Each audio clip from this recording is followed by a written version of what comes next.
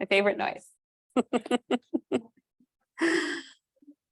All right, we'll do some neurology. So just so you know, these, there's 3 PowerPoints. I've deleted some slides out of the PowerPoints from what I'm going to cover. So you have more slides than I do in regards to these lectures. So we're going to get through all 3 of the high yield stuff in the next hour.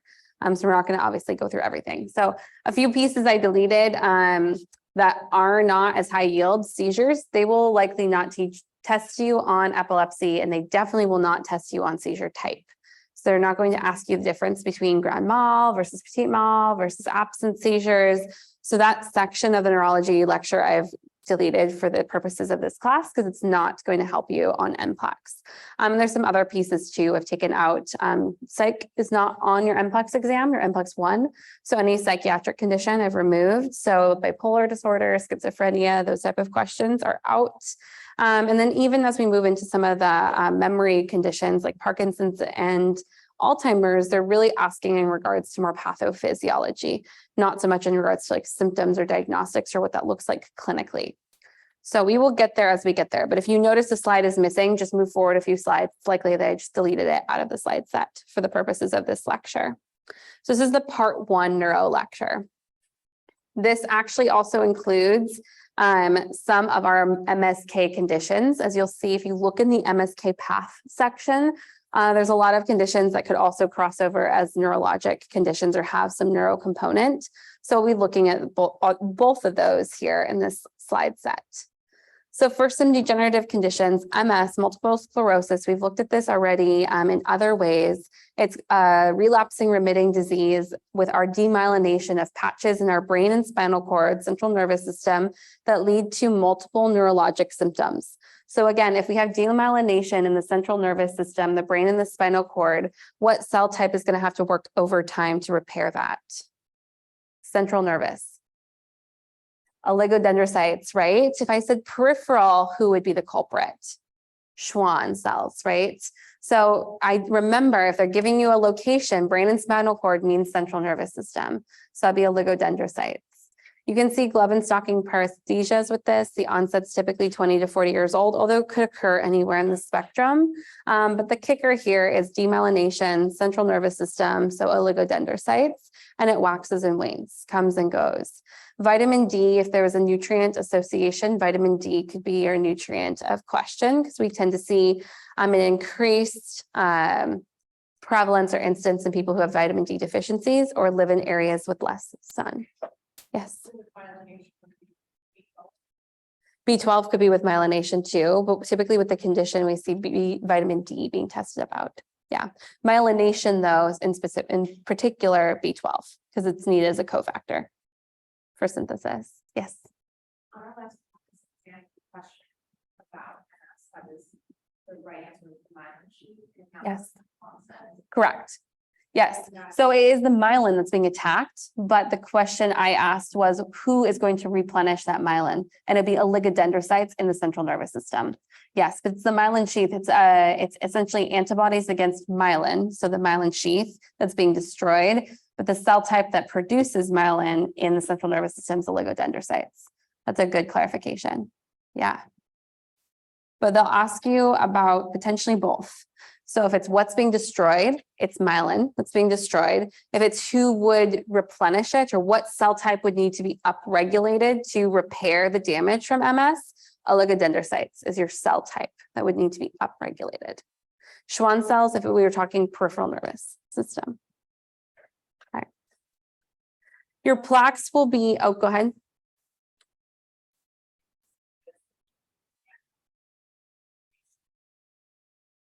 You can have remyelination happen. Yes, that's why there's relapse and remitting symptoms. Yep, so you'll have the symptoms go away once remyelination takes place from your oligodendrocytes, and then once the MS attacks enough of your myelin again that it's removed from the actual axon, that's when you'll be symptomatic. It'll come and go. So any way that we can help support our neuroglial cells, support those oligodendrocyte cells, the better. That we'll have less, I guess, remitting or less relapsing symptoms, more remitting. Yeah. Please. Nope, they're for multiple. Correct. Yes, opposite. Yeah. So Schwann cells are the jelly roll around an individual axon in the peripheral nervous system. So there's multiple Schwann cells like in series lining a whole axon versus oligodendrocytes will be in the central nervous system. There's much less space there. So one oligodendrocyte could have multiple myelinated axons. There'll often need to be, though, multiple oligodendrocytes myelinating that axon, but they can do more than one axon at once. Yeah. Schwann's single. Yeah. Correct. More common in females. Yes. Correct. Your plaques, periventricular white matter lesions.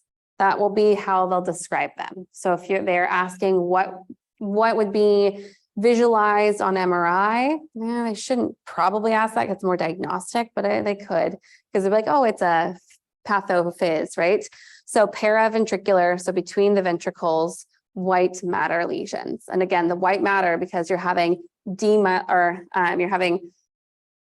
and then remyelination, and that remyelination is fresh. So think about like these white matter lesions, these plaques, because you're having to have these oligodendrocytes work overtime to try to remyelinate the axons that are being demyelinated continuously.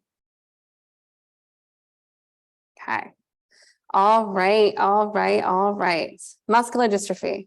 All right, muscular dystrophy, progressive, non-inflammatory muscle fiber degeneration. So now we're totally leaving nerves and axons. We're dealing with muscle fibers. That would probably be your biggest piece of the puzzle to know here. Muscle biopsy is going to be your definitive diagnosis. For Duchenne's type, which is the most severe type, there is that genetic predisposition, but typically when I see questions about this, a lot of times they're trying to get what is actually being affected. And so it's the muscle fiber that's being affected, that's being degenerated. So that would be your kicker. That would be your question, your answer. Myotonic dystrophy is a variation of muscular dystrophy that's more common. You'll have more stiffness, unable to release a grasp. Almost like think about tetany. It's not quite like tetany, but that's what I would want you to associate. You're more like you grip something and you can't release it or relax it. You have what would be called a swan neck deformity, the muscle atrophy in the face and the neck. It is an autosomal dominant inheritance pattern, but it's slowly progressive and its onset is typically in the 20s. And these are some of the symptoms you could see or some of the components you could see occurring with this. But the only reason I mention it is because it's one of our autosomal dominant conditions, and those ones like Huntington's, another autosomal dominant, they like to be tested because it's a more rare inheritance pattern type. Duchenne's is muscular dystrophy that is the more severe type. That is X-linked recessive. Let's confirm. I want to say yes, but I don't want to go teach you wrong.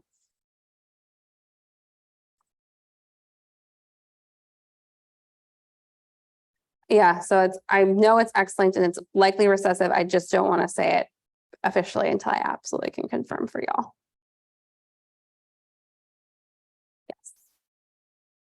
Yes. So X-linked recessive. It's not dominant.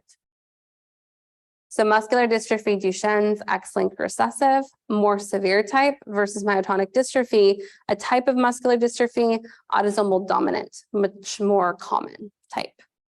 More common, less severe because it's more slow progression. Neither are great, right? Yeah. Cerebral palsy, this we can see more motor manifestations, non-progressive brain damage, typically sustained during pre or postnatal life. It is much more common than muscular dystrophy. So if we're looking at prevalence, cerebral palsy is more common than muscular dystrophy. You can see increased risk with low birth rates, anoxia at birth.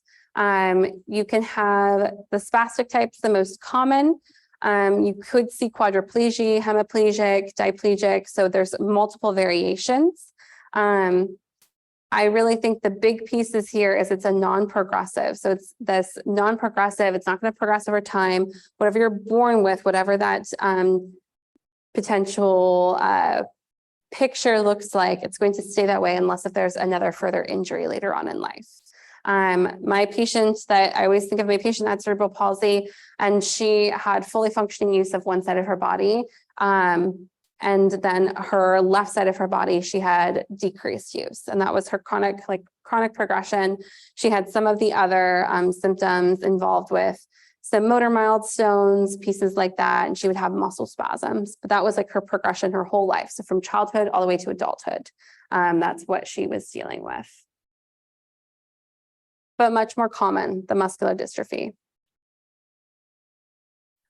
ALS, amyotrophic lateral sclerosis. This is progressive. So we went from a non-progressive, staying the same, to a progression. So this is a progressive degeneration of our corticospinal tracts, so it could be both or either or, anterior horn cells, and or our bulbar motor nuclei. So you could have 3 different areas that are either all involved, or you just maybe need one of those to be involved. It's going to depend on your type of ALS, your genetic predisposition and susceptibility, as well as how fast the progression takes place. Obviously, the more involvement, the quicker the progression to debilitation will take place. The less involvement, the slower that progression will take place. This is typically a disease of mid to later life. But once it onsets, once that progressive degeneration starts, people typically have a pretty short lifespan after the beginning of that progression. There can be lower motor neuron or upper motor neuron involvement. So with lower motor neuron involvement, you'll see things like atrophy, weakness of arms and legs. You'll have normal sensation, but decreased DTRs, fasciculations of muscles, dorsal, and then specifically the dorsal interosseous spaces will become hollow. Versus upper motor neuron involvement, you can see instead of atrophy and weakness, you can see spasticity.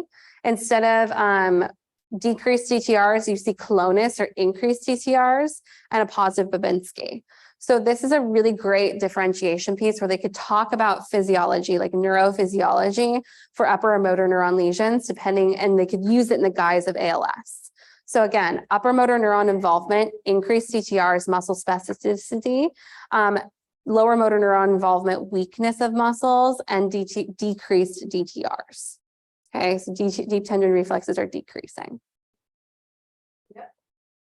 Could you have both? You could, but that would be like met with frank paralysis. I mean, so sure, an end stage. Yeah. But typically initial presentation, you're going to see one predominant over the other. And then as the disease progresses, you could see both towards end of life. Yes. If you have bulbar involvement, you're dealing more with dysarthria, dysphagia, tongue atrophy. So thinking about more issues with swallowing, issues with eating, issues with consumption. So you can have this as well. That's why patients have issues with swallowing and consuming food, especially as the disease progresses, leading to feeding tubes. Typically, though, sensation and gait are maintained until disease progression. So eventually sensation and gait will go. But initially sensation, so being able to feel and touch and gait, are often maintained in this condition as it initiates.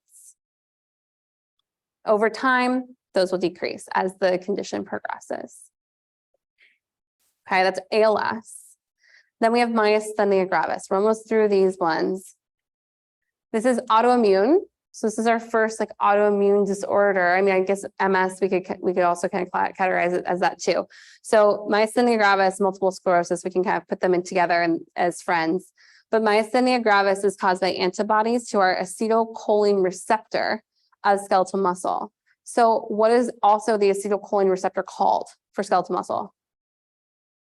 Nicotinic. So it's our nicotinic receptors in our neuromuscular junction. Okay. So now it's not saying it's the nicotinic receptors everywhere. And so that's important to note with myasthenia gravis. It's specifically our nicotinic receptors at our neuromuscular junction that are most affected. Now, could there be some crossover to nicotinic receptors in the autonomic nervous system? Sure, there could be, but typically, initially, and oftentimes with this symptom, you'll see mainly the neuromuscular junction being affected, and so it's just those nicotinic receptors. So I want to separate them in your brain. But that's the acetylcholine receptor we're talking about. You see diagnosis for women earlier than men, but you can see the condition in both. And your primary symptoms are weakness, and you'll have specifically for muscles, proximal extremities. So not distal, proximal, big muscle groups in your extremities. So your upper legs, your upper arms. That's where the weakness takes place. And it's on exertion. The more blood flow you're pumping to the area, the more heat that's generated in those big muscle groups, the more your body is going to have that autoreactivity, that autoimmune component, that autoimmune reaction to the nicotinic receptors. So you're going to have more and more paralysis. That's why if you've ever seen the video of the woman who was a runner, she's a young runner, and she would run. She had MG, she had myasthenia gravis. She could run like miles, but the second she'd stop running, she would have paralysis of her upper, essentially upper legs, until they dunked her in ice water, and then she'd be able to move again. And essentially that was arresting that autoimmune process, the dunking in ice water. It slowed down the blood flow of those autoantibodies binding to, and of essentially not allowing acetylcholine to bind. Pretty fascinating stuff. But that's the picture I always have. It's this runner who, like, she'd finish her race and she just collapsed because she essentially had paralysis of her upper leg muscles due to heat, due to exertion. But obviously, there's ocular involvement. Ocular involvement is probably one of the other commonly associated things with myasthenia gravis. Okay. You could have gradual or sudden weakness worse after exercise, helped by rest. You do not have sensory loss. So you could see, you could feel, you'll still feel pain, you'll still feel sensation to those regions. You should have weakness. Patients who have symptoms that are limited to only the eye muscles can have spontaneous improvement and long-term remission. Because we're not often like moving our eyes in lots of different ways. We don't often fatigue those muscles in our day-to-day life. And then with generalized myasthenia gravis, you could develop over time respiratory failure. You do have muscles that are involved in the work of breathing, right? So, and there are those muscles that need acetylcholine to bind to nicotinic receptors. So that's really where this becomes fatal. You don't need to know tests for this. Okay. Myasthenia gravis. Great. All right, a few movement disorders. They don't often ask about tremors, so I'm going to kind of move through this. But if they did ask about the most common movement disorder, a benign essential tremor would be your answer. This is, remember, skilled movements increase the tremor and make it worse. So that's your benign essential tremor. At rest, you don't have a tremor. You could also call this an intention tremor, right? You go to do something and you get the tremor, but then you relax and it's gone. We see this when we have an overdrive of our sympathetic nervous system the first time we try to do a blood draw, right? Or an IV. You're like, oh my gosh, you have this tremor. So you don't have an essential tremor. You just overrode your nervous system. But that is like what it's like to have an essential tremor, essentially an intention tremor. You do something with intention and you get this tremor. The one that could be asked about more commonly would be Parkinson's disease of movement disorders. It's idiopathic. Degenerative disease. It has kind of 4 characteristics. You have a resting tremor, not an intention tremor, muscular rigidity, postural instability, and slow movement. The shuffling gait, right? Bradykinesia. Your kickers for pathophys would be decreased dopamine area, specifically in the substantia nigra region of the brain. But decreased dopamine is going to be your kicker here. The tremor is pill rolling. That's your tremor. You'll see. You'll have trouble with initiation of movement and then the stooped shuffling gait. So Parkinson's, low dopamine, substantia nigra region specifically. Know your shuffling gait, your pill rolling tremor. I think that should be fine for Parkinson's. Progressive onset. Huntington's disease, autosomal dominant, right? It is each child of an affected parent, so that's your autosomal dominant piece. Typically won't manifest until 3rd or 4th decade. It's a movement disorder. It'll start as like fidgeting or restlessness, and then eventually progress to like whirling, purposeless movements. You can also see dementia in this condition, and disease will progress over 15 to 20 years to death. The kicker with Huntington's is autosomal dominant. That's your kicker with Huntington's. And because it doesn't manifest sometimes until the 3rd or 4th decade, it could be passed on, because you may not know if you have children early in life and you don't have anyone in your family history that you're aware of that has it, or maybe everyone in your family has been carriers, and well, no, they couldn't have been carriers, but maybe you didn't know your family history, you were adopted or something like that, and you married your partner and they were adopted, you had kids, you could see that this could be passed on. Typically though, since it's autosomal dominant, you at least are aware of the family history, so you would do genetic testing. Okay, the other memory and cognitive piece, dementia and Alzheimer's.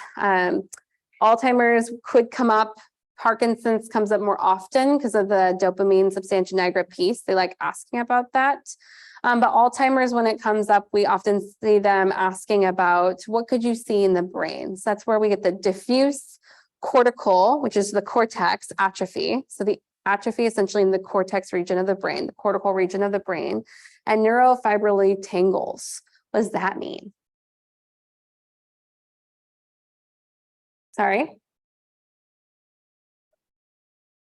Proteins that are deposited. This could be where we get our amyloid deposits, where that piece comes up. It also essentially is meaning because of these deposits, because of this atrophy, our normal neural pathways get tangled. They are not able to communicate as effectively. So you could say a loss of firing to the brain, right? It's not completely true, but these pathways don't then, they have to come up with pathways that can work around these deposits or work around these areas of atrophy. And so you're seeing essentially attempts for the brain to try to continue with innervation where maybe innervation has been lost. Okay. All right. Because you have these protein-laden nerve processes that are laid down, you can see issues with your microglia and your astrocytes. So you can start seeing some problems with your neuroglial cells. And because it affects the cortex region of the brain, that like outer thin surface of your brain that's involved with a lot of our like integration, memories, intellectual function, that's where you see the progressive impairment of your actual higher intellectual functions, and you see that memory loss. The epidemiologic question you could get is what's the most common cause of dementia of the elderly, and this would be Alzheimer's. You're not going to have to know diagnostic criteria. Just know it's progressive. There's no disturbance of consciousness. The person's aware and conscious that they're like alive, but they are not able to remember memories, both short-term and potentially sometimes long-term, although long-term can be often re-brought back up thanks to kind of our integrative system, our hypothalamus, our thalamus, and our limbic system. So memories, long-term memories can be brought up again. Short-term memories are often unable to be formed once this starts to progress.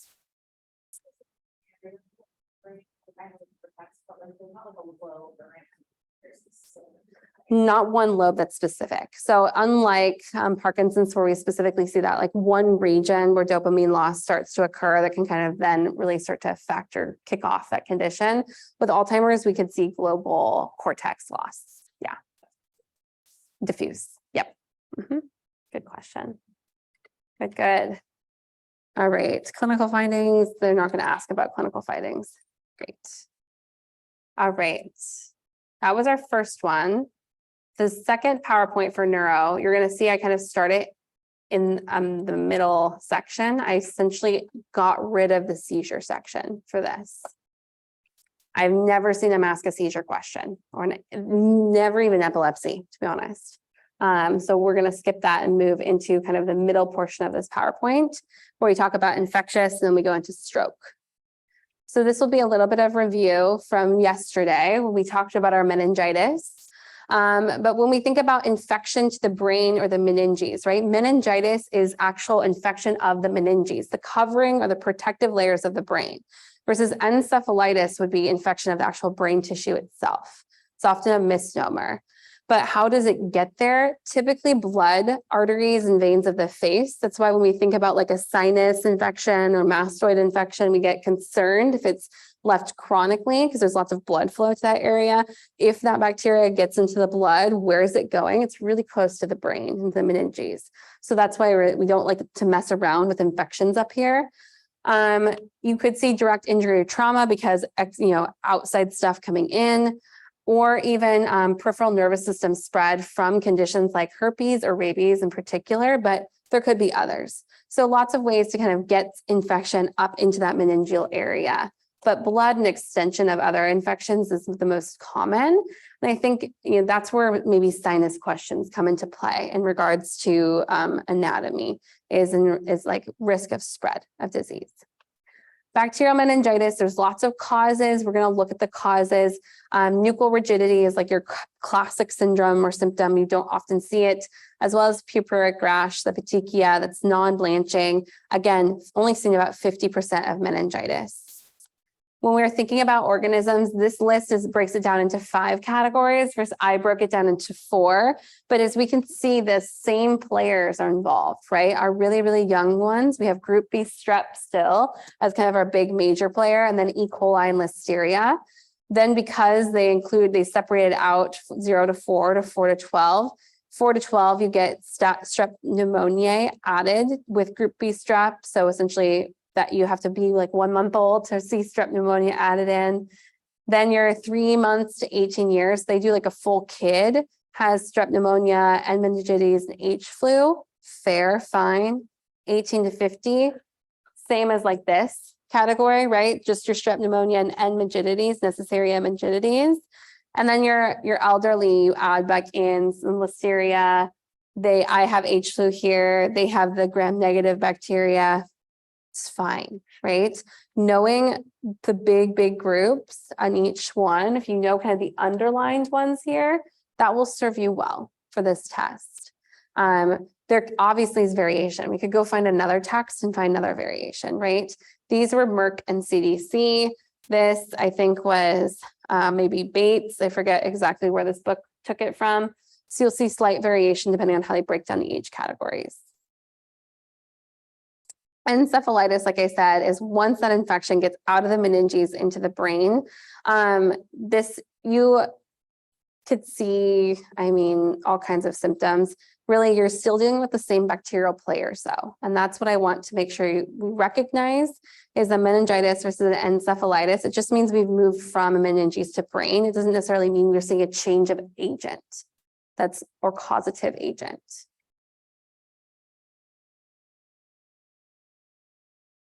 This is just talking about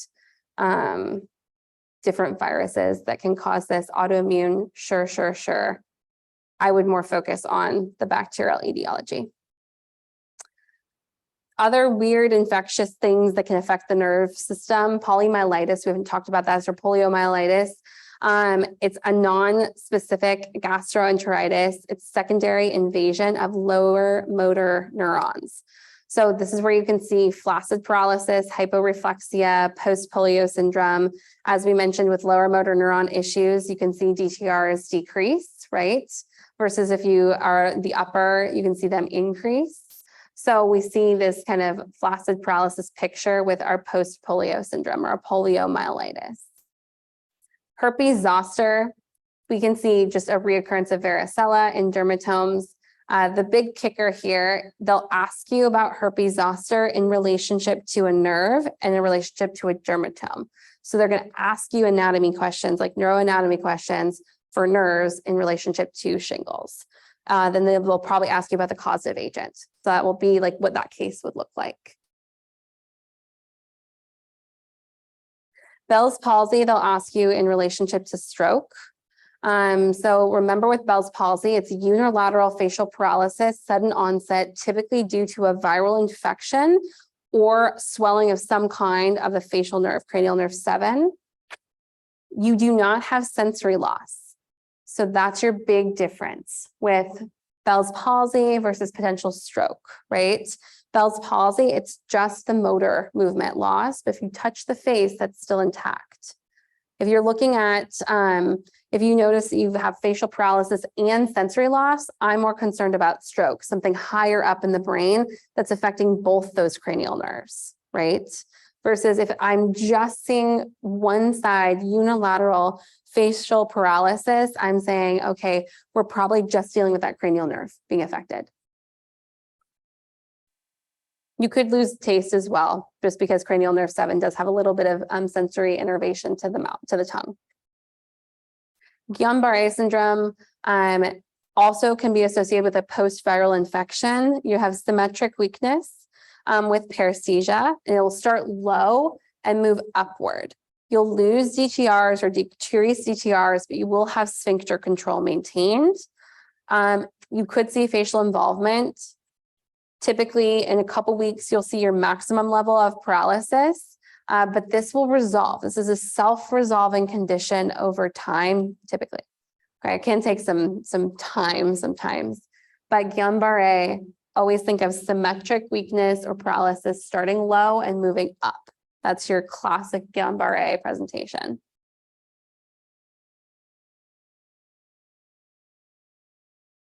We talked about botulinum Clostridium, botulinum toxin. It's anaerobic, it's gram-positive, it's endospore forming, it's a rod, right? So these are all the pieces of that bacteria puzzle we talked about yesterday, commonly seen in canned foods, or potentially also seen in uncured or unpasteurized honey. That's especially what we see it in infants. An infant who eats unpasteurized honey that's contaminated with botulism, they don't have the immune system or the gut system to be able to actually fight that off. And so that's when you can get floppy baby syndrome. That's why they say, don't feed a baby honey, or be careful. Okay. Lots of stuff. But the kicker here, why I have it by Guillain-Barré, is it's descending paralysis. So from the top down for botulism, the bottom up from Guillain-Barré. So they'll maybe ask you questions, and they both could be potentially associated with like infectious stuff, right? Botulism, Clostridium botulinum, that's a bacteria. Guillain-Barré, typically post-viral, not really associated as much with bacteria, post-viral. What virus? Any. I mean, we see it often with Epstein-Barr. We also see it with COVID. Those are common, but you could, in theory, see it with any viral syndrome. Okay. This is just the floppy baby syndrome. All right. Some neoplasms, some brain tumors, brain lesions. Think about neoplasms or strokes kind of together. And what I mean by that is if there's damage to a brain in an area, or if there's a lesion in an area, or if there's loss of blood or bleeding to an area, whatever that area is, it's going to be affected, right? It just depends on what's the etiological agent. Do we have a tumor that's growing that's compressing on structures, or do we have blood that's compressing on structures, or do we have blood loss that's causing hypoxia to structures? So we're looking at our tumors, lots and lots of different symptoms. Typically in adults, you'll see tumors occur above the tentorium cerebelli, versus in children, you tend to see them occur below the tentorium. Do you remember what the tentorium cerebelli is? Pull up a picture. Yeah. As I said it, I was like, I don't think I have a tentatory. So I was like, I don't think I have a picture in here. And I'm seeing some.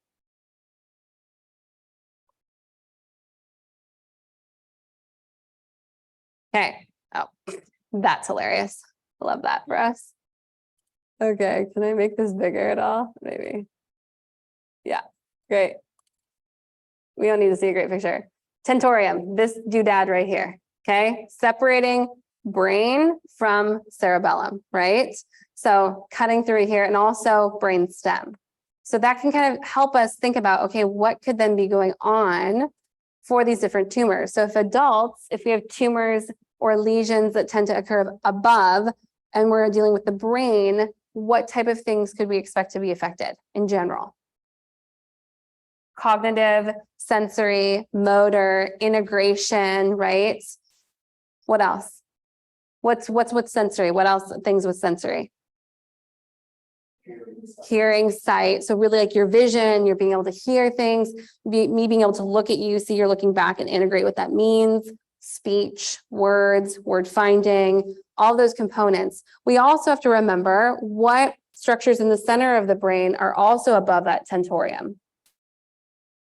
Amygdala, hypothalamus, thalamus, and kind of the pituitary, it kind of like hangs out right there. It dips a little bit below, but its communicator, the hypothalamus, is there. So that's also a lot of our integration of some of our autonomic nervous system stuff, and definitely integration of our stimuli, right? So lots of different things can go wrong with an adult tumor. But what about with a child tumor? What are we dealing with? Movement, specifically coordination, right? The cerebellum is like helping us know our place in space, helping us from falling over, and coordination. What about in the brainstem? Heart rate, breathing, vomiting center, coughing center, all of our really important autonomics to live life. So an infant or a child tumor typically is going to be more our basic life functions that could be affected. An adult tumor, we're seeing more cognitive, sensory, memory, emotions being affected. Both could affect motor in different ways, right? Whether it's the integration of movement or it's the understanding of how we're moving within the world.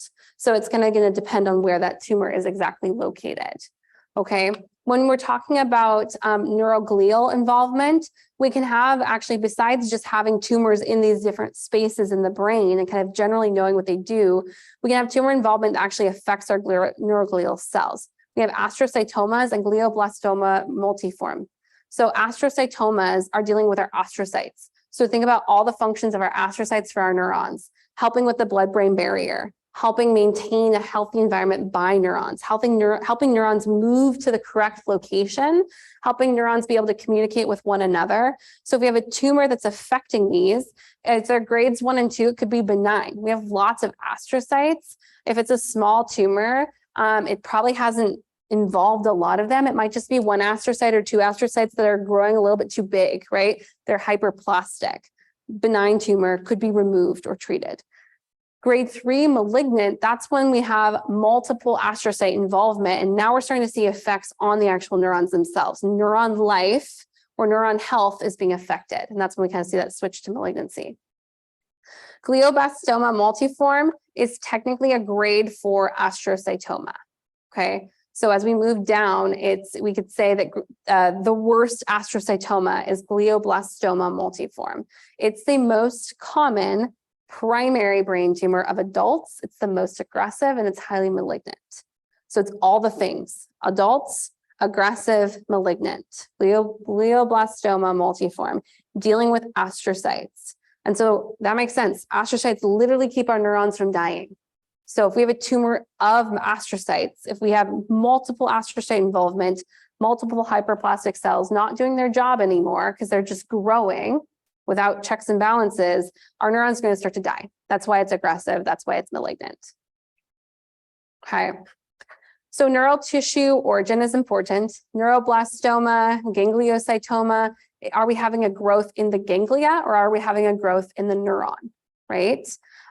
Growth in the a neuroblast cell would be our kind of essentially a neuron or a neurocell that is growing out of checks and balances. A lot of our blasts, so a lot of our cells that have blast in the name are trying to recreate more cell types. So if we have a neuroblastoma, we have a neuron that's growing inappropriately, and so it's created a tumor, right? Just based off of those med terms, you can understand what's happening.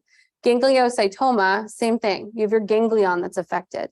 What's a ganglion? Well, it's a cluster of neurons outside of the central nervous system in the periphery that's essentially now grown into a tumor. So depending on where that's located, that will tell you the function.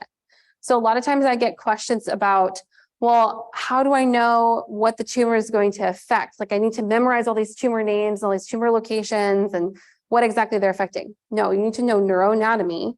And then if you know neuroanatomy and you can identify what they're saying, the cell type is, you can get to what it's going to affect based off of knowing neuroanatomies, knowing already the things we've talked about. So a schwannoma, it's going to be a tumor of our Schwann cells. These are typically benign tumors. So these typically don't cause malignancy, but they will affect myelination. So symptoms could be involved in inadequate or inappropriate myelination of your peripheral nervous system, right? An acoustic neuroma, this would be a tumor specifically of your cranial nerve 8. So it's going to affect what?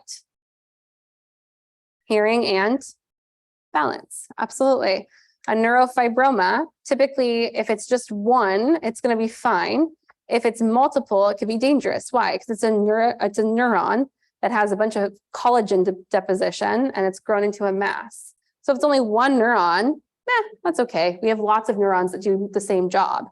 If it's multiple neurons that are involved, we may lose that function, depending on if it's all of those neuron cells, all of those, that whole ganglia, that whole cluster, that could affect the function.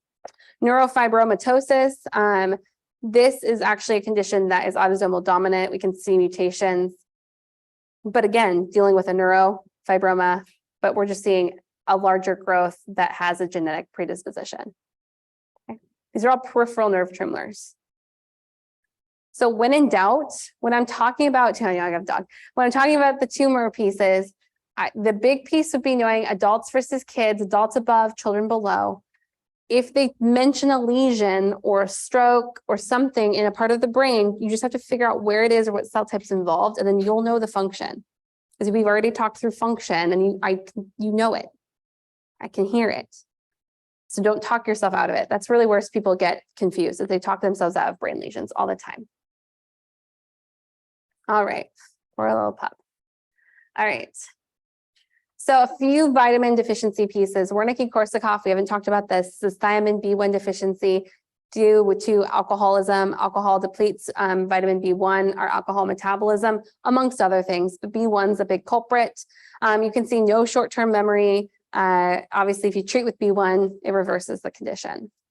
A niacin deficiency, pellagra. You can see lots of different psychiatric conditions or psychiatric issues from this. Dementia, dermatitis, diarrhea. The triple D. So dementia, death, dermatitis, diarrhea. Maybe quadruple D, 4 Ds, or pellagra, or niacin deficiency. And remember, nicotinamide, niacin is in all of our NADHs, all of our NADs. So any of those processes that are using or creating that for energy or using that for metabolic processes in the body could be affected if we don't have niacin.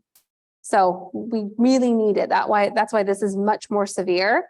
Even though this is not great, B1 deficiency, a niacin deficiency is much worse, right? Same would be a true B12 deficiency.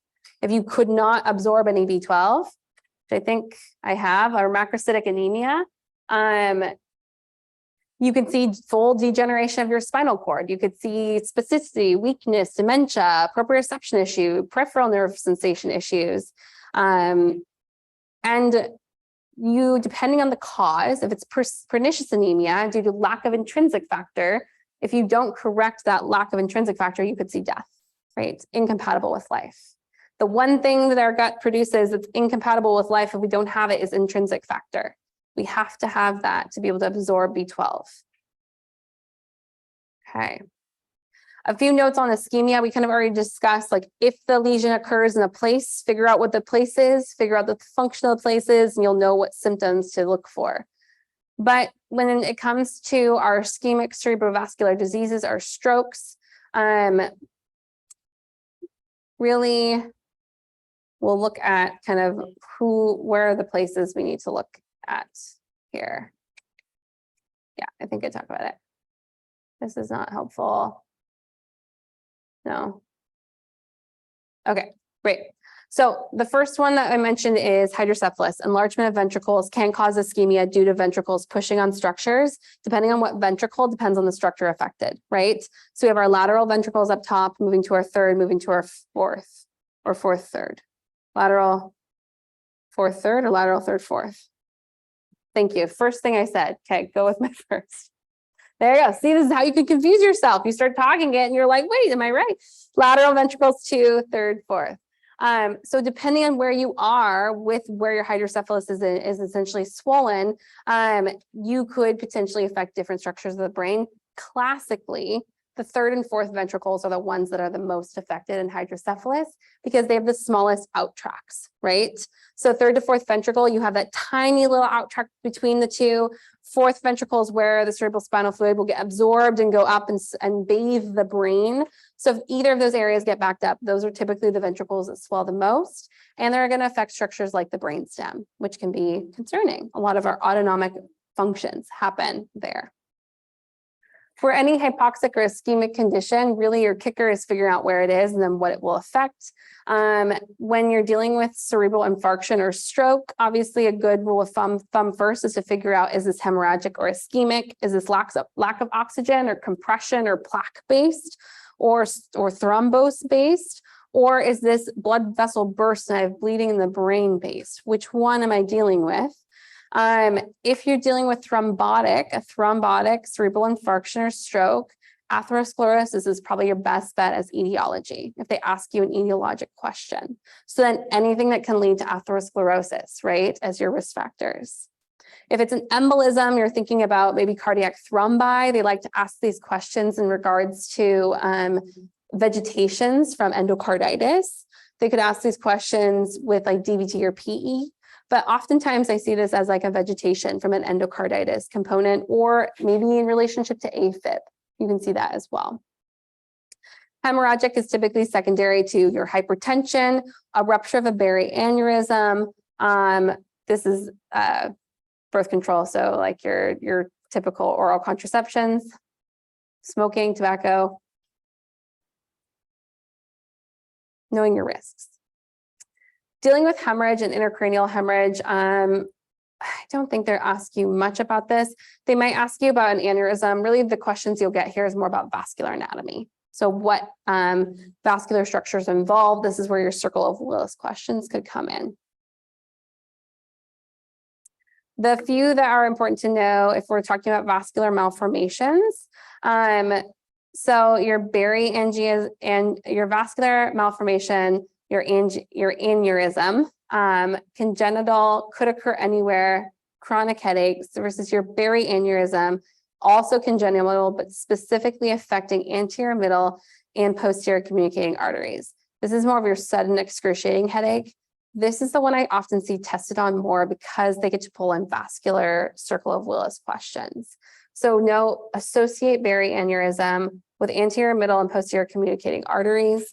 So then you're looking at your circle of Willis to see who's going to be affected, depending on what arterial structure they're asking about.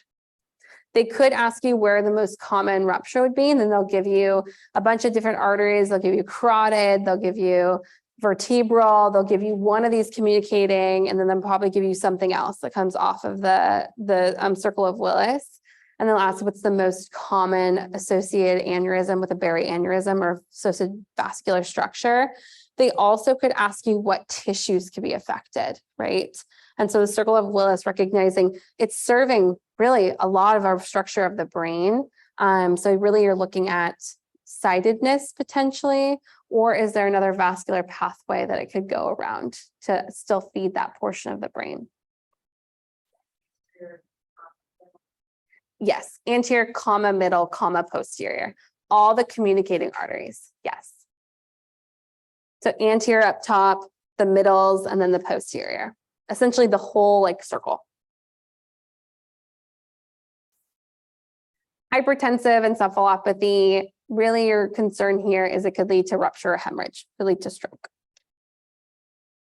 And then our spinal cord vascular lesions, there's lots of different like questions that can be asked about this. Again, typically when they're going to ask you about a spinal cord lesion, they're trying to get you to identify what could be the effects. So depending on if it's anterior versus posterior horn that's being affected, or the level of the spinal cord that's being affected. So cervical versus thoracic, lumbar, sacral.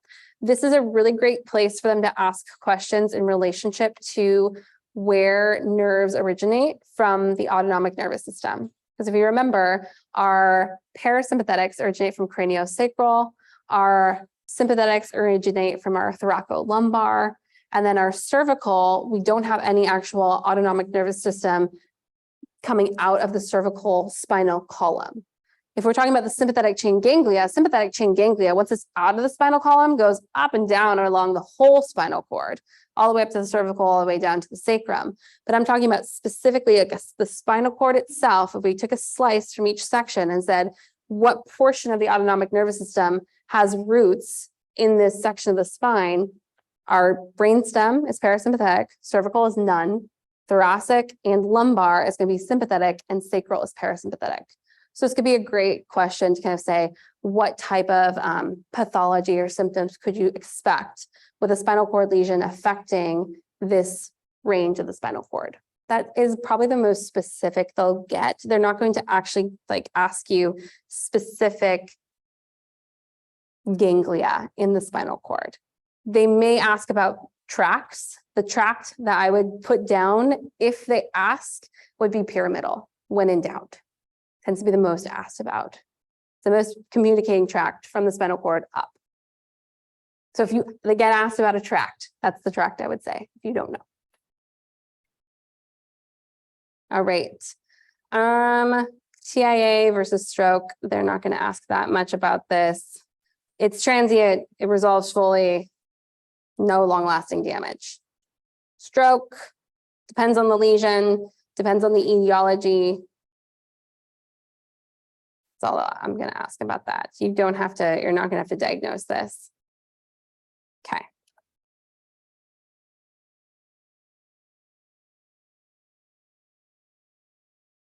See if I have any other things that are important. This last one is more not as exciting. I do have some headache comparisons, but I feel like most of you would probably be fine there. If not, you can use these to kind of help yourself rule things in or out.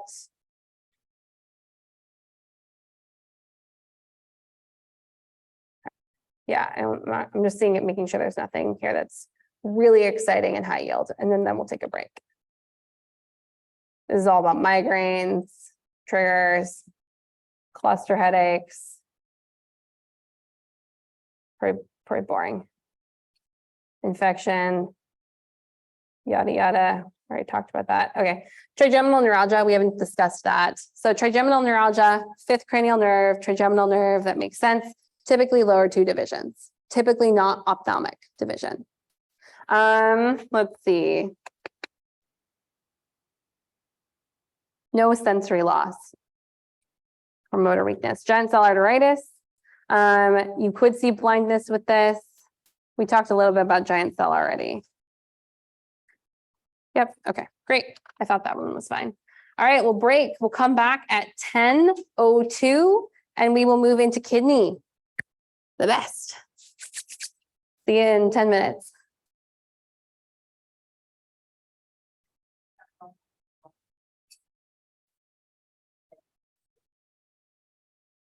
That motor, why wouldn't it? Or why would it?